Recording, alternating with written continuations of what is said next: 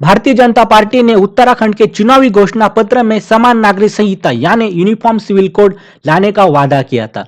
अब इसी वादे को निभाते हुए वहां के जो उत्तराखंड के मुख्यमंत्री है पुष्कर सिंह धामी, इन्होंने एक यूसीसी का बिल वहां के विधानसभा में पेश किया है। दोस्तों, ये जो बिल है अगर पास होता है तो उत्तराखंड भारत का दूसरा ऐसा राज्य बनेगा जहां पे यूनिफॉर्म सिविल कोड लागू होगा। दरअसल दोस्तों, गोवा ऐसा पहला राज्य है जहां पे पहले से ही यूनिफॉर्म सिविल कोड लागू है। दरअसल गोवा पहले पोर्तुगीज के कब्जे में था और तब से पोर्तुगीज ने यहाँ पे यूनिफॉर्म सिविल कोड लाया। बाद में गोवा भारत में आए, लेकिन वहां पे जो यूनिफॉर्म सिविल कोड है वो वैसे ही शुरू रहा है। दोस्तों, ये जो यूनिफॉर्म सिविल कोड है इसमें कुछ प्रोविजन है, जैसे कि पहली प्रोविजन इसमें कि जो पॉलीगामी है, जैसे कि बहुविवाह, एक से ज्यादा पत्नी रखना, इस पर ये जो कानून आने वाला है इसने बैन लगा दिया है। और बाल विवाह है उस पर भी इन्होंने पाबंदी लगा दी है। और जो अब शादी की उम्र है लड़कियों के लिए वो मिनिमम 18 साल कर दी है।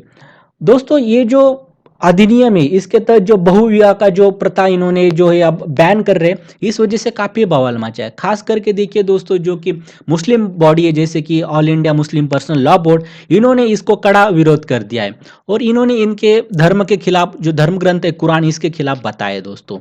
और दोस्तों, ये जो बात है इस वजह से एक बड़ा एक राजनीति बाहर हो रही है। और समाजवादी पार्टी की एमपी है, उन्होंने भी देखिए इस जो उत्तराखंड बिल ला रहा है इस पर इन्होंने टीका टिप्पणी कर दी है।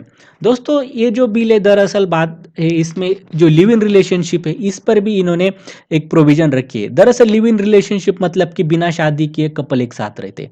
अब दोस्तों, ये जो बात है यहाँ पे लिव इन रिलेशनशिप की, अब इसको उत्तराखंड में आप रखते हैं तो इसको आपको रजिस्ट्रेशन करना पड़ेगा। अगर आप इसका रजिस्ट्रेशन नहीं करते तो आपको 6 महीने की जेल हो सकती है, ऊपर से जुर्माना भी लग सकता है।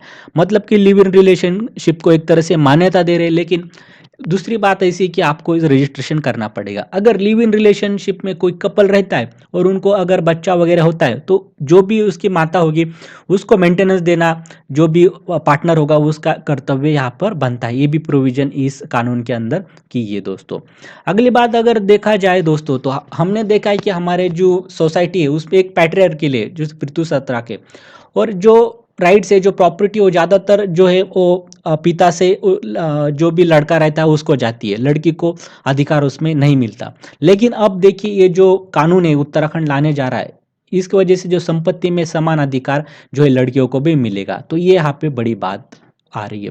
दोस्तों, अगर हम मोटा मोटी देखें ये जो यूनिफॉर्म सिविल कोड है, तो इसमें एक बात हमें दिख रही कि जो वुमन एम्पावरमेंट है, महिला सशक्तिकरण, जैसे कि वुमन को ज़्यादा राइट देना, वैसे बात पॉलीगॉमी को एक तरीके से बैन करना, तो इस वजह से देखिए एक वुमन एम्पावरमेंट हम कहीं ना कहीं इसके तौर पे देख सकते हैं। और वो फिर कौन सी भी धर्म की हो, खास करके देखिए मुस्लिम वुमन है उनका तो यहाँ पे ज़्यादा एम्पावरमेंट होने वाला है, जो कि पहले इनको देखिए कौन से भी लॉ के अंडर ऐसा कोई एक प्रोटेक्शन नहीं था, लेकिन अब यूनिफॉर्म सिविल कोड से इनको मिलने जा रहा है। लेकिन दोस्तों, इस पर कोई टीका टिप्पणी भी हो रही है, क्योंकि देखिए दोस्तों, ये जो कानून है इसमें यूनिफॉर्म नाम दिया है समान कायदा, लेकिन हर तरीके से ये समान नहीं है। क्योंकि जो आदिवासी है जैसे कि आदिम जनजाति, इनको देखिए ये एक्ट से बाहर रखा है, उनको एग्जम्प्ट कर दिया है, इन पर ये कानून लागू नहीं होगा। तो फिर अब बहुत सारे जो अपोजिशन है वो एक सवाल खड़ा कर रहे हैं कि अगर ये समान है तो फिर आप ट्राइबल पॉपुलेशन है उनको बाहर क्यों रखा है दोस्तों, ये बात यहाँ पे कर रहे हैं। और वैसे दोस्तों, हम देखा जाए तो ये जो कानून है ये इसको दुनिया भर के, जैसे पाकिस्तान है, यूएस है, तुर्की है, ये जो इसमें से खास करके हमने दो राष्ट्र देखे कि तुर्की और पाकिस्तान, ये तो मुस्लिम राष्ट्र है, तभी भी देखिए उन वहाँ पे एक यूनिफॉर्म सिविल कोड है। कुछ अलग होगा उसका वर्जन, लेकिन वहाँ पे एक समान कायदा। तो भारत में भी ऐसा कानून होना चाहिए, तो ये बात यहाँ पे सामने है। और दूसरी बात ऐसी है दोस्तों, गोवा में तो पहले से ही कानून है जब से गोवा भारत में आया, और गोवा में 8% आबादी जो मुस्लिम है, लेकिन अभी तक वहाँ पे कोई समस्या नहीं आई।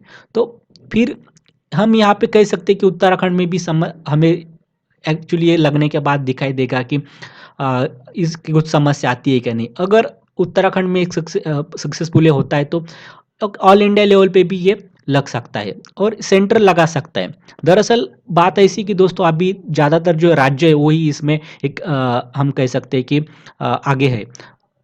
उत्तराखंड के बाद देखिए आसाम के जो मुख्यमंत्री, इन्होंने भी अब ऐलान कर दिया है कि गोवा तो पहला राज्य है, उत्तराखंड दूसरा और आसाम तीसरा ऐसा राज्य बनेगा जो यूनिफॉर्म सिविल कोड लागू करेगा।